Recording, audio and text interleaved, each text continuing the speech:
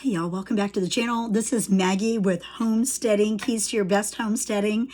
And I am up here in Middle Tennessee, and we have a small homestead, my husband and I. And today we're going to talk about fermenting garlic. Now listen, garlic is so good for you. Garlic is an antimicrobial, it is an antibacterial, it has all kinds of amazing stuff and properties to make you better. They use it in a lot of different ways over the years and in holistic medicine, but nutritionally is super important, not to mention it's good in recipes, right? Who doesn't like some serious garlic and so forth? So today I'm going to talk to you about a couple different ways to ferment it, okay? Today I have right here some garlic. Now, I use a little bit of juice off of the brine from my pickled onions. I know you're probably thinking, wow, that's gross, but the pickled onions had some great stuff in there. It had some pesto and some garlic itself, as well as some onions. So I used a little bit of this. And if you don't have fermenting stuff already, a starter, don't worry about it. You don't have to have it. All you have to do is use extra salt. So I put in my brine, okay, some water, 1 cup of water. And then I added a little bit of that already made brine because it's already got a lot of the lactobacillus stuff and all of the bacteria and stuff in there, the good stuff for your gut and the purpose of fermenting. So let's talk about the garlic for a moment. Garlic is high in vitamin B6, and B6 is super important for you. It's high in magnesium, it's high in selenium, it's high in vitamin C, and it's well documented over, all kinds of stuff as being an immune boosting food. And that's what you want. You want things that'll boost your immune system, especially in the day and age we live in.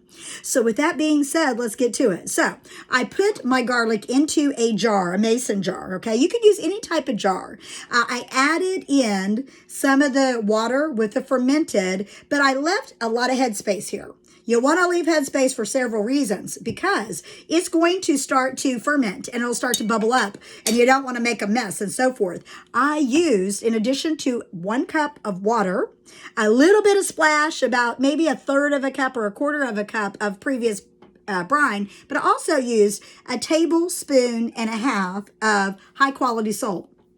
Salt, the Morton salt with the umbrella, it's not your friend. Himalayan salt is a good quality salt. There are some others out there. I highly recommend this. 1.5 teaspoons, unless you're not using any other brine, you want to use extra salt. And that's what, gets that going. So use extra salt unless you had a starter. Me and myself, I used a little bit of a starter.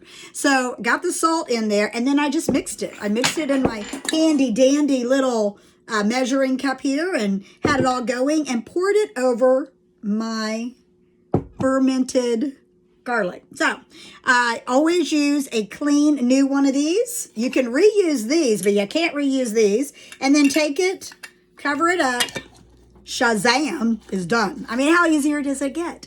It gets so easy. So basically, this is going to sit and it's going to start to ferment. Now, because I'm using this type of jar, I will need to burp it. I know it's going into the kitchen and releasing some of the gases that build up in there. Now, it's going to be hard for me to remember. I don't normally do this with having to burp anything. I like smarter, not harder. So here's what I'm going to show you what I'm going to do here. I have already put some of this in here, okay? And this is full of garlic. And as you can see, this is the amber mason jar. These are amazing because they tell you to keep it in a dry, dark place. Well, sometimes you might not have an extra cabinet space. And so these amber jars are really amazing for that. And they also look very pretty. I'm all about the jars and how it looks. So pretty jars are happy jars, okay? So we've got some brine here, and I'm just going to pour it over that. And now this is very important when it comes to any type of fermentation, okay? Now see that salt there? I needed to mix it up some more. My salt didn't stay there. Hang on 1 second. Just going to add. I use filtered water. I've got double filters, and then I also use the Kangen water, and I'm not using it for my fermenting. I'm using the fresh spring water. Excuse me. Okay, so I'm going to add it. I'm going to cover it. Now, super duper important that you get everything covered in any type of fermentation, not just garlic, okay? So I got a handy dandy tool here. This goes in. What's on it? Yikes, something's on it. I don't want something on it. I got to make sure it's very, very clean. There we go. And you go down in there and you make sure you get all the air bubbles out. But this is not that great for the garlic. I'll tell you what's really great is my straws. I have, I use metal straws. And I want to go through here and I just want to stir it up. And as you guys can see there, okay, I'm just stirring it up. And the reason I'm stirring it up is because I need the fluid, the water, the liquid to touch every piece of the garlic. And I need it to stay like that. I need to get down the sides to get any air pockets out. Now, I don't see any air pockets, but just to be on the safe side, I'm just giving it a couple little extra whirls. Okay, I'm going to stir this up here. I had stirred it up and got enough in there. It's all covered. Something I have found that I have actually fallen in love with is a couple different little fermenting things that Mason's makes. These are mason tops. These are super cool. You can put this in your fermentation and it forces the food down so you don't have to worry about burping it, right? Because it's going to keep it down into the liquid. You're still going to need to leave headspace at any time you ferment, but that's kind of handy. That's one thing I like to use, but I'll tell you what else I like to use to keep from having to burp it. So I'm going to put this down in there, okay? And it's holding it down into the wet. And I've got all the bubbles out. These babies are awesome, okay? See these right here? These are super cool. And they've got the little, I don't know if you can see that. They got the little holes there. And I've got the green one here all ready to go. Oh, yikes.